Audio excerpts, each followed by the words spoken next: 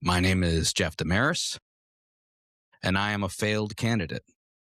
Now, I'm not a failed candidate one time, or twice, or three times, or four times, but 5 fucking times I've run for office and lost.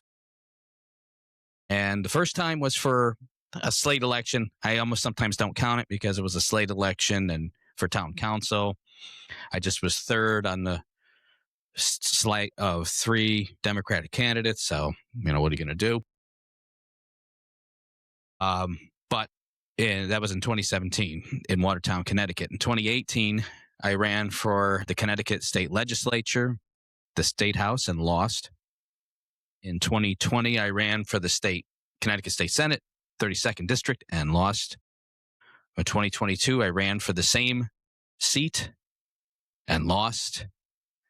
And in 2024, I ran for that seat one more time and lost. Seemed like I'm glutton for punishment, I guess, right? But reality was that I was trying to make a difference. I was trying to do something that I didn't think I would ever do. I didn't get involved in politics till I was 40 years old. And that was 10 years ago now. I turned 50 just recently. And I think when I turned 50, it made me feel like a need to reevaluate or to evaluate, where I've been and to see where I want to go. I knew I was turning 50, of course, before I did, because I can do math. And as a result, I decided in this year, 2026, not to run yet again for the 32nd District State Senate in Connecticut because I didn't want to do it. I didn't want to run for anything. I don't really want to ever run for anything again. I might do it someday, but I just didn't want to do it anymore. And I think a lot of the reason why was because I was tired of the whole process. I was running in districts. I'm in Connecticut. Connecticut's a blue state. But these districts that I am in, the district, particular 32nd, is the reddest district in the entire state.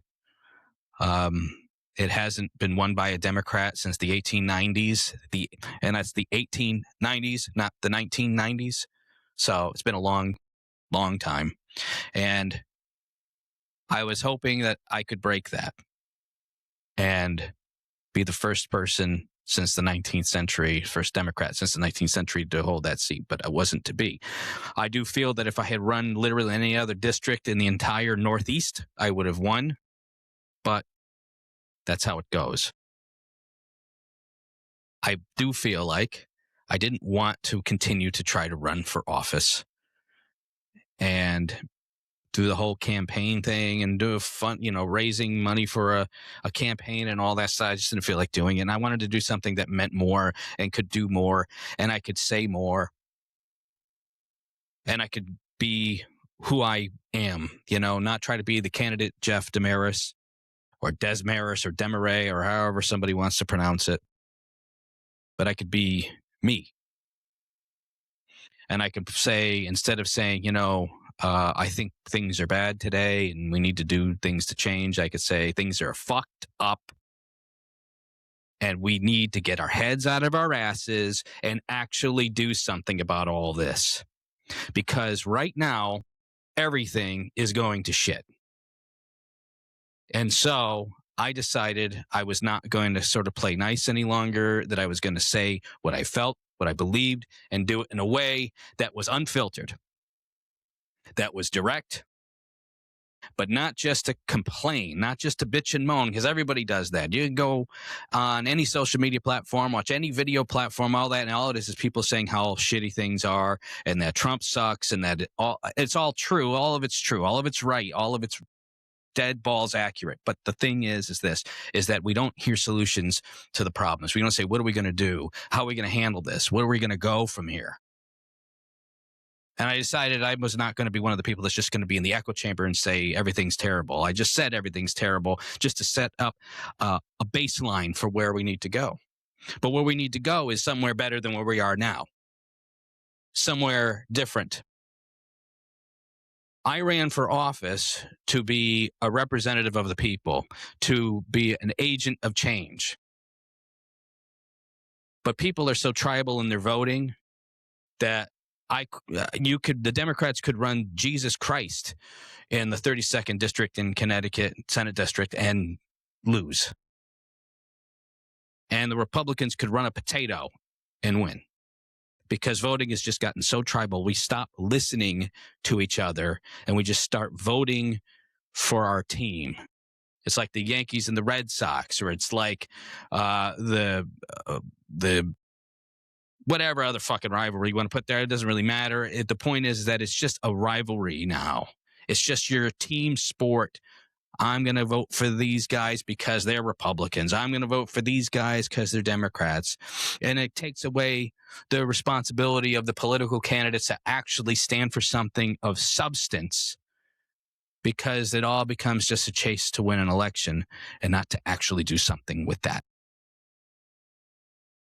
And here I was going into my 40s trying to make a difference, trying to run in a way that would be productive and helpful to the public, to put my ideas forward, to go and try to see if I could promote or push for or vote for legislation that would make people's lives better. And I outlined a very detailed platform every single time I ran, and it didn't make a difference.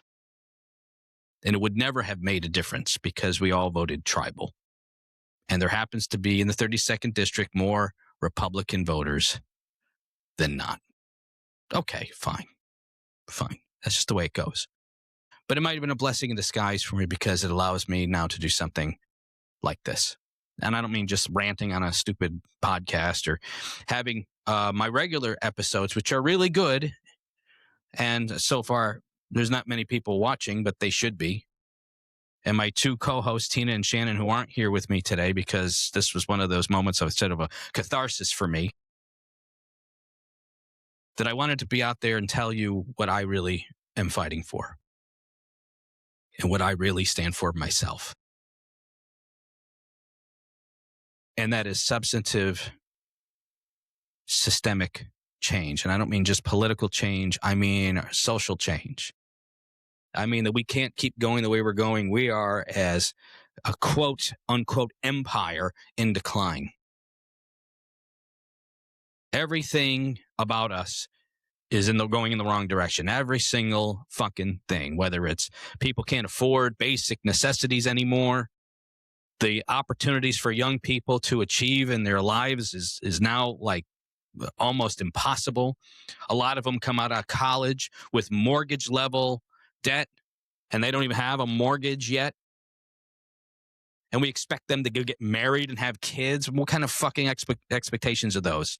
How are you going to do that when you're crippling them with massive debt and no real means to pay it? And we don't want to address it. We don't want to talk about it. We want to pretend, okay, everything's going to be fine. And everyone's crowing about how big their 401ks are. Yeah, right now, in a massively inflated market, sure, everything's great. Till it's not. What are you going to retire on when your 401k cuts in half? Totally shits the bed like the rest of the market will eventually.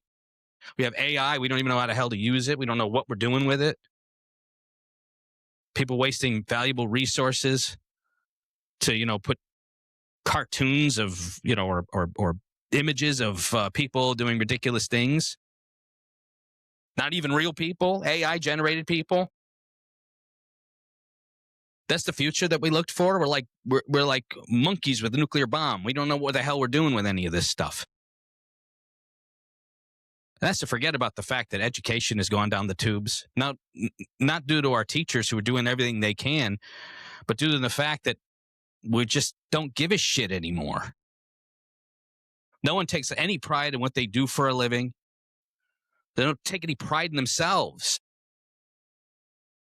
And I don't know what we're supposed to do about it this moment, but doing nothing is not the answer. So I'm going to do what I think can be done.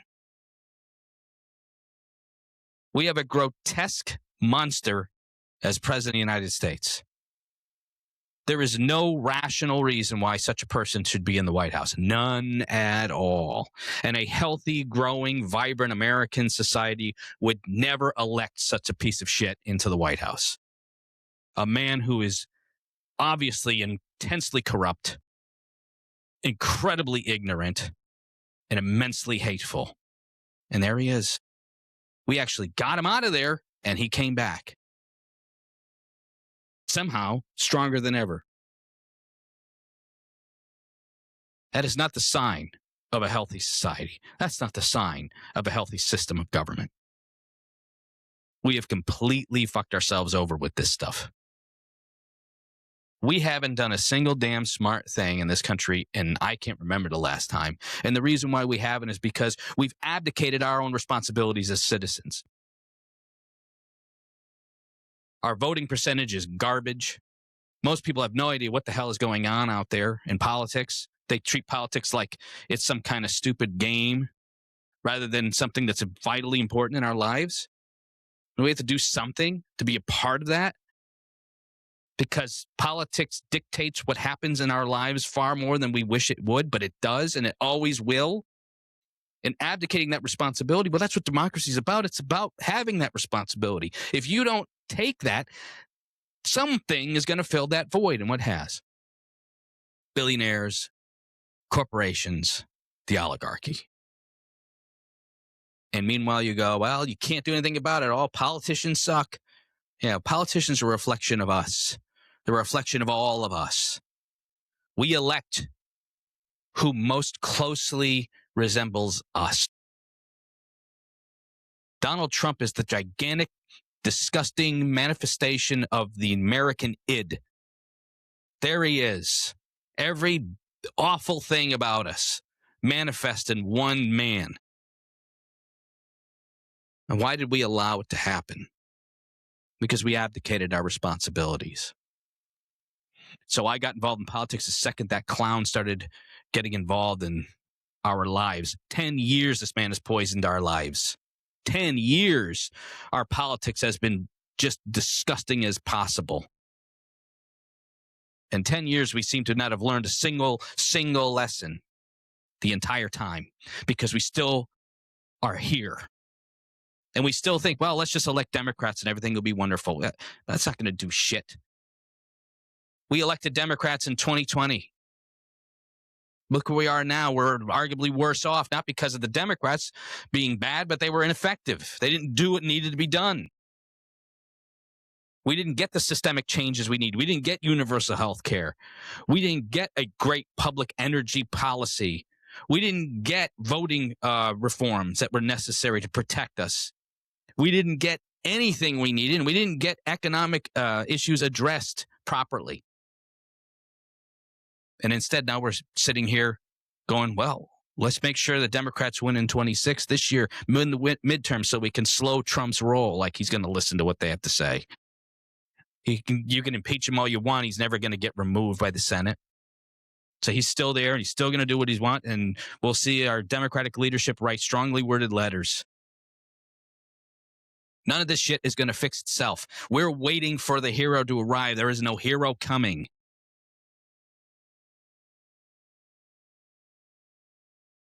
We're the heroes. We're the ones who are going to have to do it. Each of us. We have to look into our own souls. Take a look in the mirror and look deep into our own souls and say, what can I do to make this better? At some point, I'm going to talk about, not in this episode, not in this rant here, but at some point I'm going to talk about the plan, like what we actually need to do. A lot of it's government reform, institutional reform, and there's a lot to it. But all that's going to be fucking meaningless if we just don't do anything about this, if we don't take our responsibility seriously. And we don't. I don't know who out there has kids. I'm sure some of the people out here have kids that are watching. Some young kids, some grown-up kids, some kids in college and what have you. My kids, one in college and I have one about to be. And I don't know how the hell they're going to afford a life. I don't know how at all.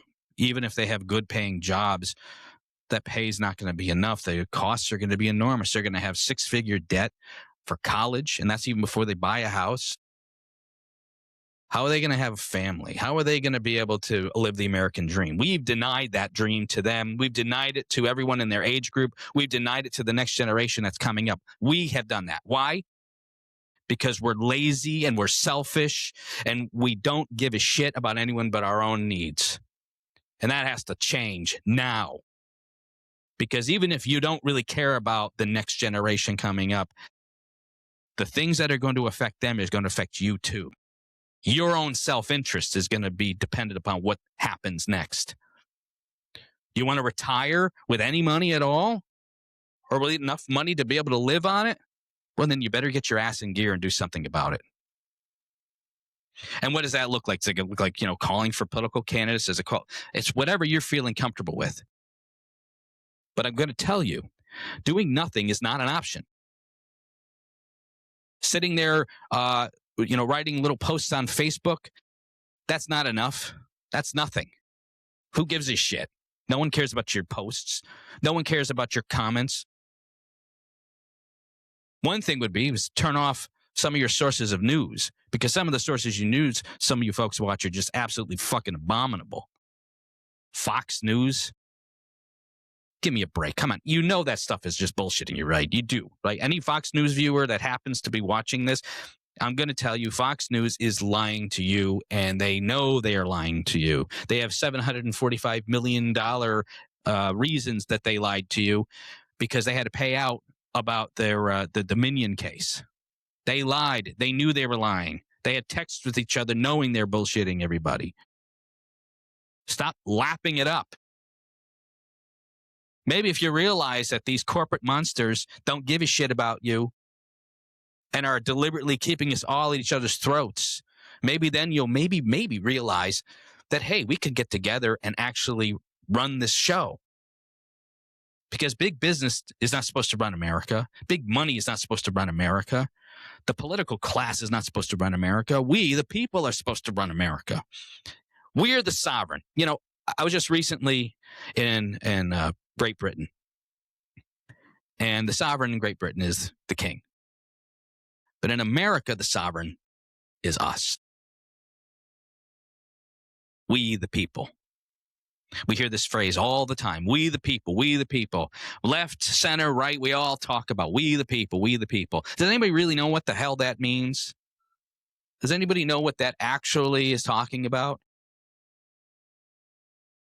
It isn't just some kind of highfalutin phrase with big letters that starts the Constitution. It is a mandate. We, the people. But we, the people, just don't have the rights and the power. We have the responsibility. And we have to fulfill those responsibilities. It's an obligation that we have made to ourselves. Otherwise, we're going to be ruled. And as it apparently is, we're going to be ruled by idiots and nitwits. So my challenge to everybody out there is to look at why I ran. Why did I run? I ran because I wanted to make a difference. I didn't have any desire to be in marbled halls and have the title of senator. I don't care about that shit whatsoever. I wanted to use that as a means to do something good for us, for the people. Transformative politics. I've talked on this show about refounding the country. Refounding is not just some kind of institutional change or some kind of reform or some kind of basic shit. It is going back and saying, okay, all this shit here didn't work. This stuff worked. This shit didn't work. Let's address it. Let's deal with it head on. And let's not be afraid to say, well, we've always done something this way. It doesn't work anymore. But so we've always done it like this, so we're going to keep doing it. That's nuts. That's crazy. And yet that's how we do things. We complain about, Congress doesn't do anything, yet we reelect the same people there all the time. Why don't you look at the person that you have in your congressional seat and see if they actually do things there? See what they do. There are some members of Congress that are outstanding, and there are some members of Congress that are absolute dog shit.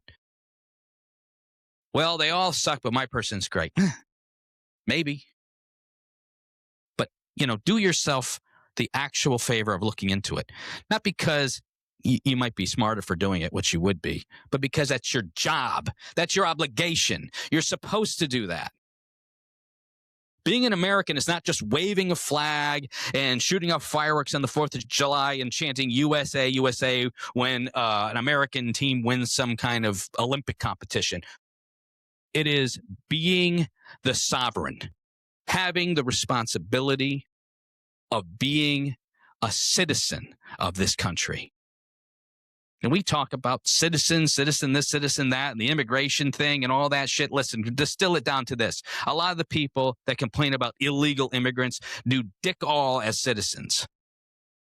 Well, maybe you should do something as a citizen. Maybe get an education to see how immigration law has changed dramatically. And it's much harder to live and to come to and immigrate to America than it was for your ancestors back, 120 years ago, when all it was basically let them in and that's it.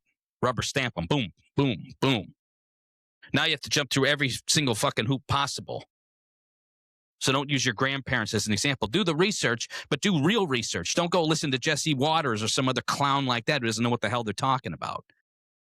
And not only that, doesn't give a shit whether they know what they're talking about as long as you buy the crap they're selling you.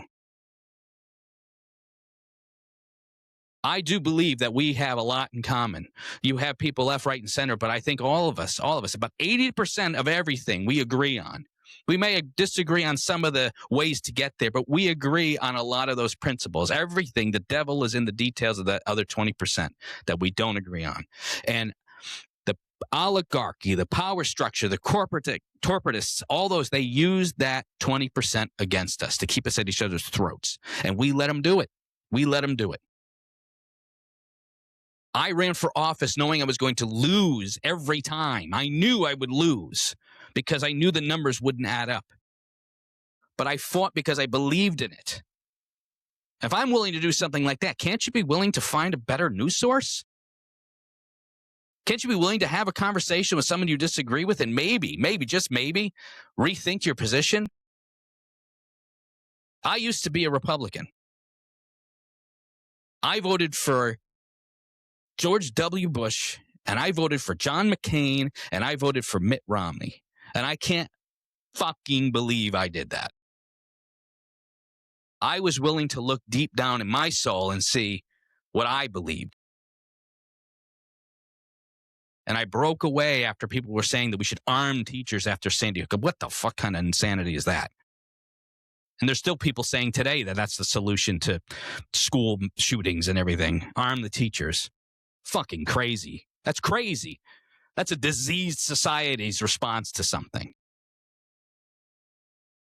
We have responsibilities to make the society better, not just for ourselves and not just for our children, but for generations yet to be born.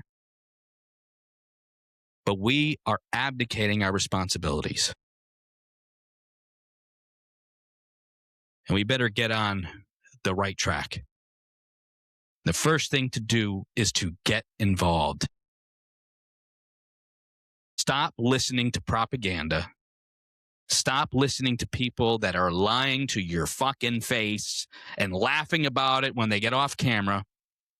And start listening to people that really want to do good. And they're out there. They are out there. They are doing the work, but it's not enough. And if you aren't doing the work, if you're pretending like someone else will do it for you, well, I'm sorry, my friend, but you are dead ass wrong. You are a part of this too. None of us are exempt from it. It's time for action. It is time to do. It is time for change. I talk about it's time for a revolution, and it is. Not a violent revolution, not a Bunker Hill or guillotines or anything stupid ass like that.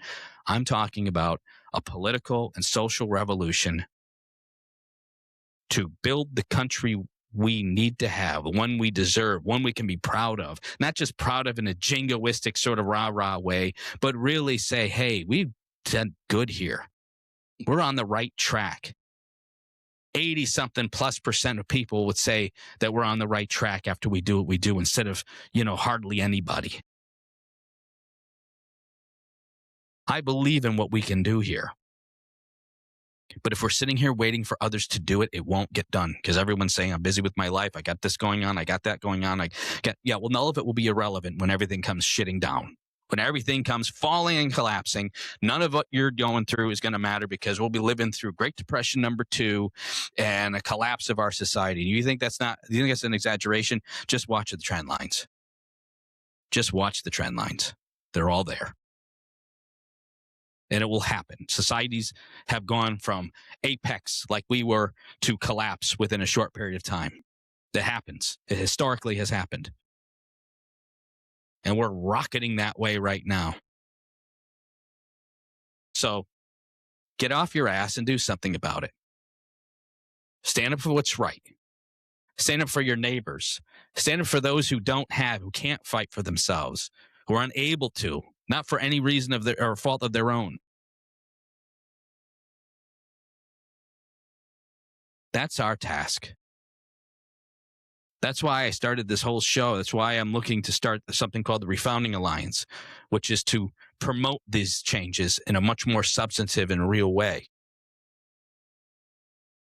Look, I know this was just kind of a giant rant, and I apologize if people are going, wow, who wants to listen to this bald idiot? But, the fact of the matter is this is a confessions of a failed candidate, okay?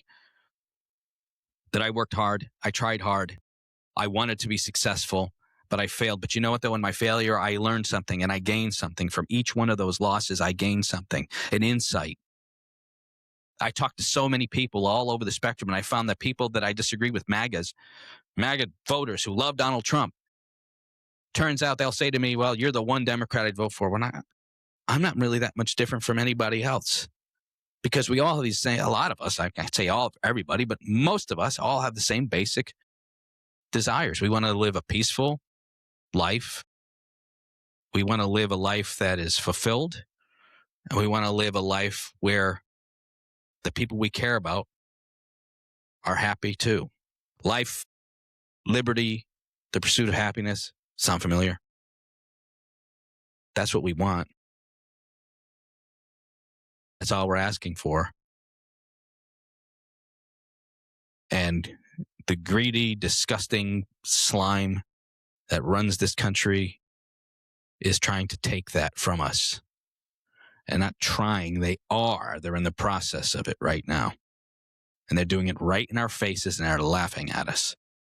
They're laughing at the people that oppose them for being impotent about it. And they're laughing at their supporters for being gullible about it. Well, it's time to wipe the fucking smirks off their faces. It's time for us to show them that the people are the sovereign.